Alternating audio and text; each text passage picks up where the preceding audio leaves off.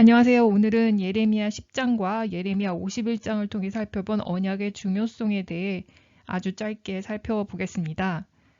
우연히 성경에서 번개라는 단어를 검색하다가 예레미야 10장 12절에서 16절과 예레미야 51장 15절에서 19절의 내용이 똑같다는 사실을 알게 됐습니다.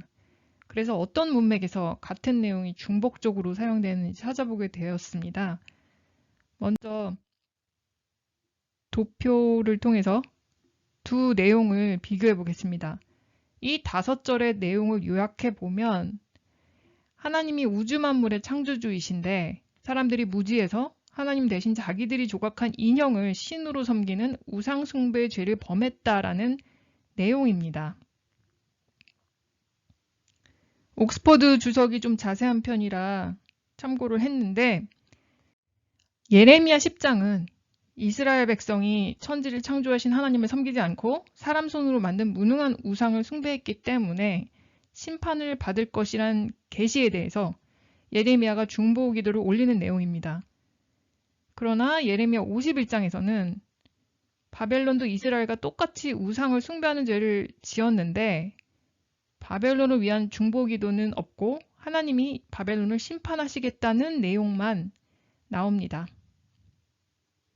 결국 우상 숭배를 했다는 내용이 똑같은 내용이 예레미야 10장과 예레미야 51장에 기록되었는데 예레미야 10장의 이스라엘에게는 예레미야의 중보 기도를 듣고 하나님과 이스라엘 민족 간에 맺은 언약에 대해서 하나님께서 예레미야 11장에서 언급을 했습니다.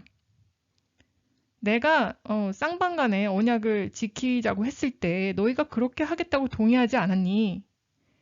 근데 왜 약속을 안 지키니? 라고 책망하시고 예루살렘 멸망이라는 벌을 내리셨지만 70년 만에 다시 회복될 거고 이스라엘과 새 언약을 맺으시겠다고 말씀하셨습니다.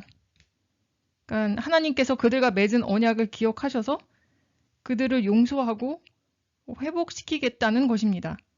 그러나 바벨론에게는 우상숭배 죄로 인해 완전히 멸망시킬 것이라는 점을 부각시키고 있습니다.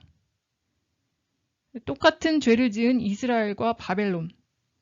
그러나 이스라엘은 용서를 받고 바벨론은 멸망당하게 된다는 말씀을 하셨는데 여기서 관건은 언약입니다. 이스라엘은 하나님의 언약을 받았고 바벨론은 언약을 받지 못한 사람들입니다. 언약이 있고 없고에 따라서 결과가 정반대가 되었습니다. 아직도 유대인들은 자신들에게만 하나님의 언약이 머물러 있다고 생각하지만 여기서 이스라엘은 구약시대 당시에는 실제 이스라엘 나라를 의미하는 것이지만 구속사 전체적으로 볼 때 이스라엘은 예수를 믿는 자들의 상징입니다. 바벨론 역시 당시 실제 존재했던 나라이지만은 구속사 전체적으로 볼 때 바벨론은 사단이 지배하고 있는 타락 세상을 상징합니다.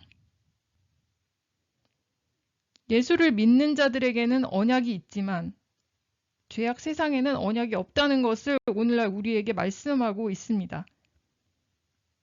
그러면 언약은 무엇인가? 성경이 구약과 신약으로 구성되어 있는데 이는 옛 언약과 새 언약입니다. 즉 성경 전체가 하나님의 언약에 대한 내용이라는 거죠. 그러면은 언약이 대체 뭐냐? 일단 인간은 아담 타락 이후 다 죄인들이고 계속 죄를 짓고 살아갑니다. 아무리 노력을 해도 문득문득 생각나는 생각으로 짓는 죄, 입으로 짓는 죄들을 막을 수가 없습니다. 먼저 우리가 죄인이라는 기본적인 마인드가 있어야 언약을 이해할 수 있을 겁니다.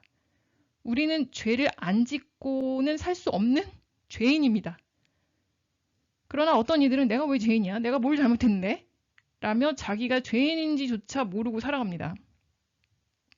그런데 그런 인간들에게 하나님이 먼저 손을 내밀어서 인간이 알아주든 몰라주든 상관없이 일방적으로 언약을 맺으셨습니다. 일종의 계약이고 약속입니다. 계약을 했으면 계약서 내용대로 이해해야 그 계약의 의미가 있는 거겠죠. 그래서 아무리 지옥에 보낼 정도의 죄인이라도 하나님께서 내가 내 입으로 맺은 약속, 그 약속을 지키기 위해서 너를 용서하겠다라고 인간들에게 다시 기회를 주고 살려주기 위해 길을 만드신 것이 바로 하나님의 언약입니다.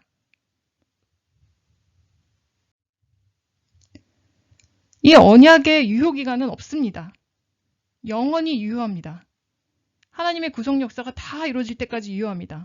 세상 끝날까지 태어날 모든 후손들에게 무한한 기회를 주신 거죠. 구약 성경에 크게 6번의 언약이 기록되어 있는데 각각 시대와 내용이 다르지만 궁극적으로는 예수를 메시아로 보내서 구원하시겠다는 한 가지 뜻을 담고 있습니다. 첫 번째가 지금부터 6,000년 전 아담이 타락하자마자 여자의 후손을 통해 메시아를 보내주시겠다라는 약속이었습니다. 다 아시겠지만 이 메시아는 예수 그리스도를 의미하죠. 이후 1700여 년이 흘러 홍수 심판을 하신 후에 노아에게 무지개를 보여주시면서 다시 시작해라. 내가 인류를 번성하게 해주겠다라는 두 번째 약속을 하셨습니다. 이 역시 그들의 후손을 통해 예수 그리스도를 보내주시기 위함입니다. 다시 400여 년이 흘러 아브라함에게 7번이나 언약을 하셨는데 이 언약을 아브라함의 아들, 손자, 증손자에게까지 반복적으로 말씀했습니다. 언약을 아브라함의 후손에게 전수하신 것이죠. 그 당시 아브라함은 하나님이 자신의 혈통적 후손들을 번성케 하신다는 약속으로 이해했을 수도 있지만 궁극적으로는 예수 그리스도를 아브라함의 족보를 통해서 보내시겠다는 약속입니다. 또한 구속사적으로 볼 때 예수를 믿는 모든 자들이 오늘날 우리가 영적인 아브라함의 후손에 속하기 때문에 하나님이 아브라함, 이삭, 야곱과 맺은 언약은 오늘날 우리에게도 효력을 미칩니다. 네 번째로 아브라함 시대 이후 그의 후손들이 400여 년간 이집트에서 종살이를 하다가 출애굽해서 시내산에 텐트를 쳤을 때 하나님이 십계명을 주시면서 언약을 맺으셨습니다. 한 나라가 성립되려면 헌법이 필요하듯이 하나님이 십계명이라는 헌법을 주시면서 이스라엘이라는 나라를 세워주시겠다고 약속하신 것은 이스라엘을 통해 예수 그리스도를 보내시기 위함입니다. 이후 가나안 땅에 정착하고 사사시대, 사울왕 시대를 거쳐 400여 년 만에 다윗 왕조가 시작되었을 때 하나님이 다윗에게 너의 왕권이 영원히 견고하게 해주시겠다라고 약속하셨습니다. 그러나 400여 년이 지나 다윗 왕조는 멸망했습니다. 따라서 이 약속의 궁극적인 의미는 다윗의 후손을 통해 예수 그리스도가 오셔서 영원한 하나님의 나라를 세우실 것이라는 뜻입니다. 다윗 이후 400여 년 만에 다윗의 왕국이 바벨론에게 멸망하는 상황에서 하나님은 6번째로 새 언약을 맺으셨습니다. 지금은 너희가 망하는 것 같지만 다시 나라를 되찾을 거고 회복될 거다. 왜냐? 내가 이스라엘을 통해 메시아 예수를 보낸다고 약속하지 않았니? 그러니 너희는 반드시 회복된다라는 소망의 약속을 망하기 직전에 하신 것입니다. 그 언약대로 바벨론 포로에서 돌아온 지 400여 년 만에 메시아이신 예수 그리스도가 이 땅에 태어나셨습니다. 6,000년 전에 약속하신 메시아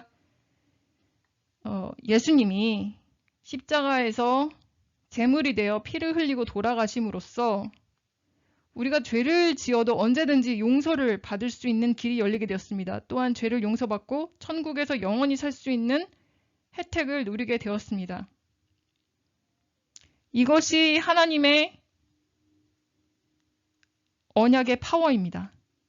하나님의 언약은 하나님이 인간을 깊이 사랑하신다는 증표입니다. 그렇다면 하나님은 인간들과 도대체 무슨 일을 하시려고 이렇게 무한한 사랑을 주시고 아끼시는 것일까요? 다 살려놔서 어디에 쓰시려고 6,000년이란 시간을 투자하고 기다리시는 걸까요? 이렇게까지 우리를 자식으로 삼아서 무한한 사랑을 부어주시는 것을 보면은 인간이 뭔가 대단한 존재이긴 한 것 같습니다. 지구에서의 구속 역사가 다 끝나면 과연 어떤 세상이 펼쳐질지 굉장히 궁금합니다. 그러나 그걸 알려면 먼저 처음 시작을 알아야겠기에 요즘에는 창세 이전의 세계에 대해 틈틈이 생각해 보고 있습니다. 어쨌든 오늘은 하나님의 언약에 대해 쉽고 아주 간단하게 정리해 보았습니다. 감사합니다.